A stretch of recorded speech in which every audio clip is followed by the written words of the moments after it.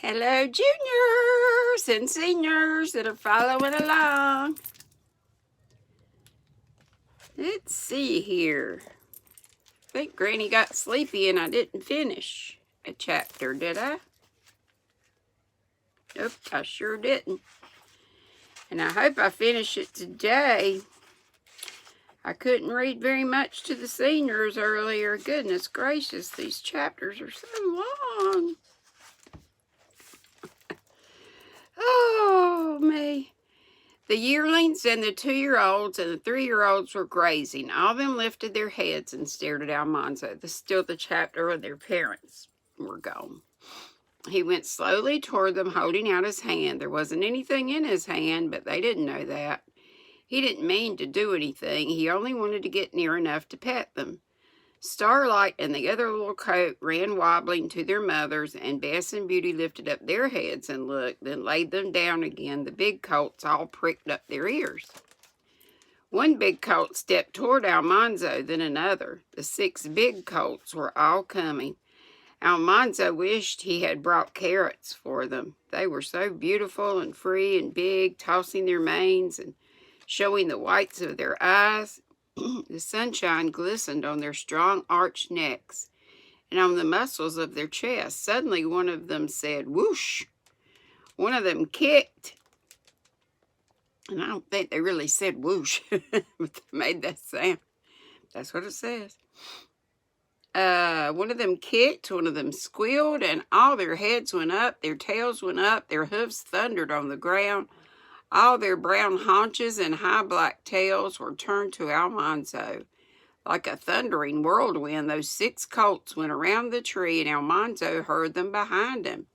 He whirled around. He saw their pounding hooves and big chests coming straight at him. They were running too fast to stop. There wasn't time to get out of the way. Almanzo's eyes shut. He yelled, "Whoa!" The air and ground shook. His eyes opened. He saw brown knees rising up in the air, a round belly, and hind legs rushed overhead. Brown sides went by him like thunder. His hat flew off. He felt stunned. One of the 3-year-olds had jumped over him. The colts were thundering down across the pasture, and Almanzo saw Royal coming. "Leave those colts be," Royal shouted. He came up and said that for a cent he'd give Almanzo a licking he'd remember. "You know better than to fool with those colts," Royal said.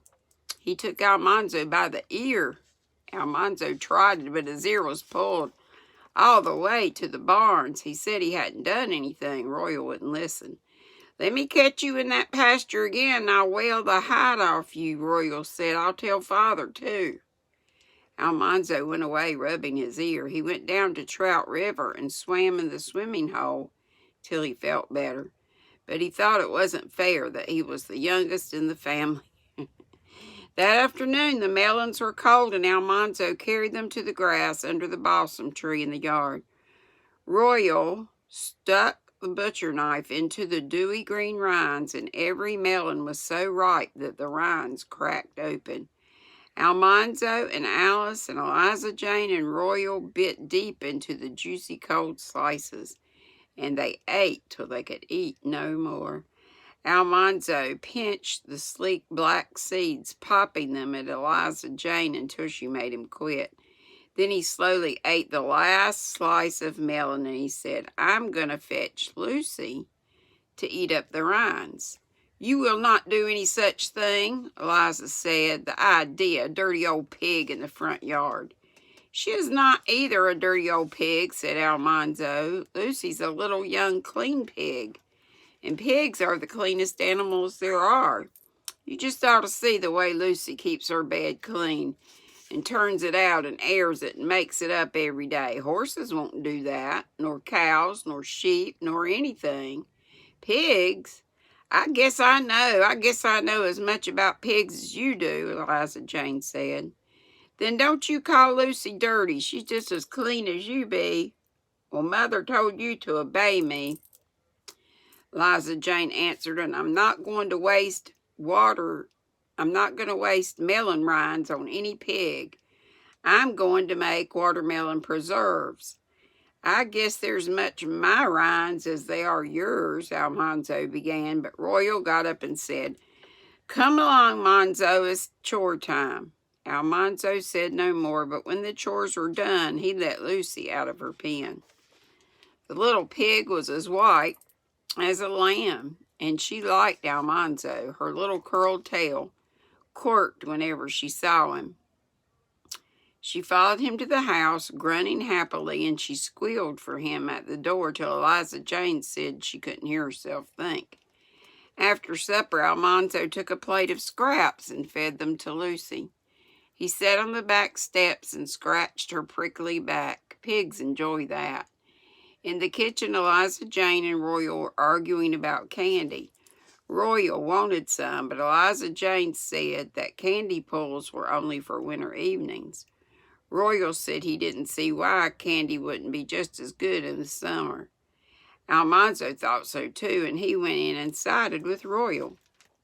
Alice said she knew how to make candy. Eliza Jane wouldn't do it, but Alice mixed more sugar, molasses, and water, and boiled them, and then poured the candy on buttered plates and set it on the porch to cool. They rolled up their sleeves and buttered their hands, ready to pull it, and Eliza Jane buttered her hands too. All the time Lucy was squealing for Almanzo. He went out to see if the candy was cool enough, and he thought his little pig should have some. The candy was cool. No one was watching, so he took a big wad of the soft brown candy and dropped it over the edge of the porch into Lucy's wide-open mouth. Then they all pulled candy, like pulled taffy. They pulled it into long strands and doubled the strands and pulled it again, and every time they doubled it, they took a bite. It was very sticky. It stuck to their teeth and their fingers and their faces. Somehow it got in their hair and stuck there. It should have become hard and brittle, but it didn't. They pulled and pulled, and still it was soft and sticky. Long past bedtime, they gave it up and went to bed. Next morning, when Almanzo started to do the chores, Lucy was standing in the yard. Her tail hung limp, and her head hung down. She did not squeal when she saw him. She shook her head sadly and wrinkled her nose. I wonder if she got sick. Where her white teeth should have been, there was a smooth brown streak. Lucy's teeth were stuck together with candy. Oh, no. She could not eat. She could not drink. She could not even squeal. She could not grunt. But when she saw Almanzo coming, she ran. Almanzo yelled for Royal. They chased Lucy all around the house until under the snowball bushes and the lilacs. They chased her all over the garden. Lucy whirled and dodged and ducked and ran like anything all the time. She didn't make a sound. She couldn't. Her mouth was full of candy. She ran between Royal's legs and upset him. Almanzo almost grabbed her and went sprawling on his nose. She tore through the peas and squashed the ripened tomatoes and uprooted the green, round cabbages. Eliza Jane kept telling Royal and Almanzo to catch her. Alice ran after her. At last they cornered her. She dashed around Alice's skirts. Almanzo fell on her and grabbed. She kicked and tore a long hole down the front of his blouse. Ever heard a boy's shirt called a blouse? Almanzo held her down. Alice held her kicking hind legs. Royal pried her mouth open and scraped out the candy. Then how Lucy squealed, I bet. She squealed all the squeals that had been in her all night, and all the squeals she couldn't squeal while they were chasing her. And she ran screaming to her pen. Almanzo James Wilder, just look at yourself, Eliza Jane scolded. He couldn't, and he didn't want to. Even Alice was horrified because he had wasted candy on a pig, and his blouse was ruined. It could be patched, but the patch would show. I don't care, Almanzo said. He was glad it was a whole week before Mother would know. That day they made ice cream again. They ate the last of the cake. Alice said she knew how to make a pound cake. She said she'd make one, and then she was going to go sit in the parlor. Almanzo thought that wouldn't be any fun, but Eliza Jane said, "You'll do no such thing, Alice. You know very well the parlor's just for company." It was not Eliza Jane's parlor, and Mother hadn't said she couldn't sit in it. Almanzo thought that Alice could sit in the parlor if she wanted to. That afternoon he came into the kitchen to see if the pound cake was done. Alice was taking it out of the oven. It smelled so good that he broke a little piece off the corner. Then Alice had a slice to hide the broken place. And then they ate 2 more slices with the last of the ice cream. "I could make more ice cream," Alice said, and Eliza Jane was upstairs. And Almanzo said, "Let's go into the parlor." They tiptoed in without making a sound. The light was dim because the blinds were drawn, and the parlor was beautiful. The wallpaper was white and gold, and the carpet was of Mother's best weaving, almost too fine to step on. The center table was a marble top, and it held the tall parlor lamp, all white and gold china and pink painted roses. Beside it lay the photograph album with covers of red velvet and mother of pearl. All around the walls stood solemn horsehair chairs, and George Washington's picture looked sternly from its frame between the windows. Alice hitched up her boots behind and sat on the sofa. The slippery hair cloth slid her right off into the floor. She didn't dare laugh out loud for fear Eliza Jane would hear. She sat on the sofa again and slid off again. Then Almanzo slid off a chair. When company came and they had to sit in the parlor, they kept themselves on the slippery chairs by pushing their toes against the floor. But now they could let go and slide. They slid off the sofa and the chairs till Alice was giggling so hard they didn't dare slide anymore. They're going to wear those things out. Then they looked at the shells and the coral and the little china figures on the whatnot. They didn't touch anything. They looked till they heard Eliza Jane coming downstairs. Then they ran tiptoe around the parlor and shut the door without a sound. Eliza Jane didn't catch them. It seemed like a week would last forever, but suddenly it was gone. One morning at breakfast, Eliza Jane said, "Father and Mother will be here tomorrow." They all stopped eating.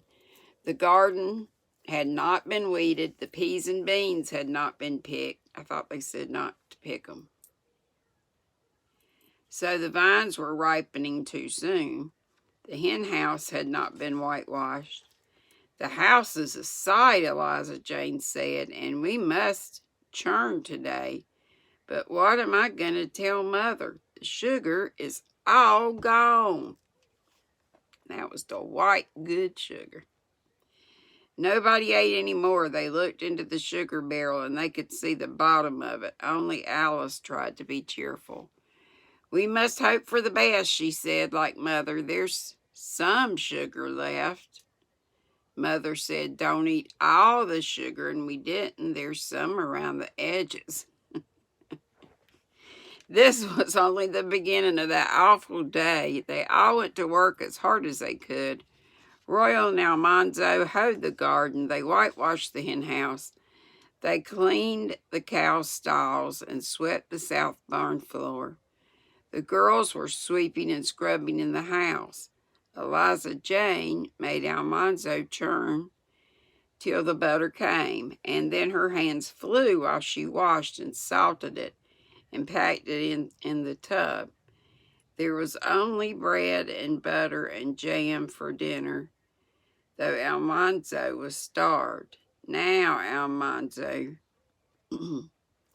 You polished the heater, Eliza Jane said. He hated to polish stoves, but he hoped Eliza Jane would not tell that he had wasted candy on his pig. He went to work with the stove blacking and the brush. Eliza Jane was hurrying and nagging. Be careful you don't spill the polish, she said, busily dusting. It's just going to get spilled. Almanzo guessed he knew enough not to spill stove polish, but he didn't say anything. Use less water, Almanzo. And mercy, rub harder than that. He didn't say anything. Eliza Jane went into the parlor to dust it. She called, Almanzo, that stove done now? No, said Almanzo. Goodness, don't dawdle so. Almanzo muttered. Whose boss are you? Eliza Jane asked. What's that you say? Nothing, Almanzo said. Eliza Jane came to the door. You did say something. Almanzo straightened up and shouted, I said, whose boss are you? Eliza Jane gasped. Then she cried out, You just wait, Almanzo James Wilder. You just wait till I tell Ma. Almanzo didn't mean to throw the blacking brush. It flew right out of his hand. It sailed past Eliza Jane's head. Smack, it hit the parlor wall. A great splash and smear of the blacking appeared on the white and gold wallpaper. Oh my gosh. Alice screamed. Almanzo turned around and ran all the way to the barn. He climbed into the haymow and crawled far back in the hay. He did not cry, but he would have cried if he hadn't been almost 10 years old. Mother would come home and find he had ruined her beautiful parlor. Father would take him into the woodshed and whip him with the black snake whip. He didn't want to ever come out of the haymow. He wished he could stay there forever. After a long while, Royal came from the haymow and called him. He crawled out of the hay, and he saw that Royal knew. Manny, you gonna get an awful whipping, Royal said. Royal was sorry, but he couldn't do anything. They both knew that Almanzo deserved whipping, and there was no way to keep Father from knowing it, so Almanzo said, I don't care. He helped do the chores, and he ate supper. He wasn't hungry, but he ate to show Eliza Jane he didn't care. Then he went to bed. And the parlor door was shut, but he knew how the black splotch looked on the white and gold wall. Next day, Mother and Father came driving into the yard. Almanzo had to go out to meet them with the others. Alice whispered to him, Don't feel bad. Maybe they won't care. But she looked anxious too. Father said cheerfully, Well, here we are. Been getting along all right? Yes, Father, Royal answered. Almanzo didn't say. Almanzo. I lost my place. Yes, Father, Royal answered. Almanzo didn't go to help unhitch the driving horses. He stayed in the house. Mother hurried about, looking at everything when she untied her bonnet strings. I declare, Eliza Jane and Alice, she said, you've kept the house as well as I'd have done myself. Mother, Alice said in a small voice. Mother? Well, child, what is it? Mother, Alice said bravely, you told us not to eat all the sugar. Mother, we ate almost all of it. Mother laughed. You've all been so good, she said, I won't scold about the sugar. She did not know that the black splotch was on the parlor wall. The parlor door was shut. She did not know it that day nor the next day. Almanzo could hardly choke down his food at meal times, and Mother looked worried. She took him to the pantry and made him swallow a big spoonful of horrible black medicine she had made of roots and herbs. He did not want her to know about the black splotch, and yet he wished she did know. When the worst was over, he could stop dreading it. That second evening, they heard a buggy driving into the yard. Mr. and Mrs. Webb were in it. Father and Mother went out to meet them, and in a minute they all came into the dining room. Almanzo heard Mother saying, "Come right into the parlor." He couldn't move. He could not speak. This was worse than anything he had thought of. Mother was so proud of her beautiful parlor. She was so proud of keeping it always nice. She didn't know he had ruined it. Now she was taking company in. They would see that big black splotch on the wall. Mother opened the parlor door and went in. Mrs. Webb went in, and Mr. Webb and Father. Almanzo saw only their backs, but he heard the window shades going up. He saw that the parlor was full of light. It seemed to him a long time before anybody said anything. Then Mother said, "Take this big chair, Mr. Webb. Make yourself comfortable. Sit right here on the sofa, Mrs. Webb." Almanzo couldn't believe his ears. Mrs. Webb said, "You have such a beautiful parlor. I declare it's almost too fine to sit in." Now Almanzo could see where the blacking brush had hit the wall, and he could not believe his eyes. The wallpaper was pure white and gold. There was no black splotch. Mother caught sight of him and said, "Come on in, Almanzo." Almanzo went in. He sat up straight on a haircloth chair and pushed his toes against the floor to keep from sliding off. Father and Mother were telling all about the visit to Uncle Andrew's. And here's a picture.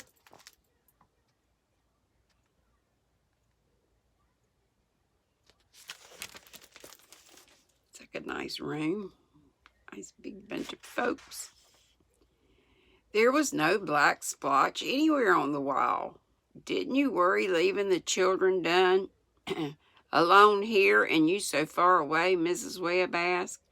"No," Mother said proudly. I knew the children would take care of everything, as well as if James and I were home." Almanzo minded his manners and did not say a word. Next day, when no one was looking, he stole into the parlor. He looked carefully at the place where the black splotch had been. The wallpaper was patched. The patch had been cut out carefully around the black scrolls, and the pattern was fitted perfectly. And the edges of the patch scraped so thin that he could hardly find them. He waited until he could speak to Eliza Jane alone, and then he asked, Eliza Jane, did you patch the parlor wallpaper for me?" "Yes," she said. "I got the scraps of wallpaper that were saved in the attic and cut out the patch and put it on with flour paste." Almanzo said gruffly, "I'm sorry I threw that brush at you. Honest, I didn't mean to, Eliza Jane." "I guess I was aggravating," she said, but I didn't mean to be. You're the only little brother I've got." Almanzo had never known before how much he liked Eliza Jane. I'm kind of surprised. They never told about the black splotch on the parlor wall, and Mother never knew. Oh my goodness, I can't believe she didn't get upset about the sugar. Of course, she hasn't seen how much they've eaten. And the next chapter is called Early Harvest. Let's see if I missed any other pictures. There's not a whole lot in here, but you can picture things in your mind, right? That's even better.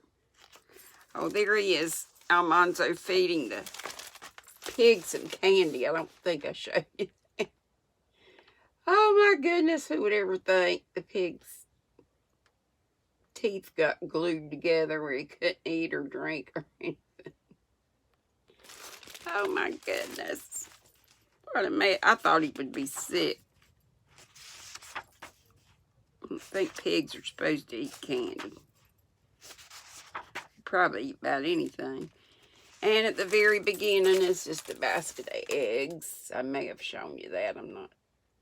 Don't think I did though. Alright, so we finished keeping house. And next time, like I said, we'll be at early harvest. I hope y'all have a nice night. And we'll see you tomorrow. GrannyDee loves ya. Be sweet and don't be ugly. Bye-bye.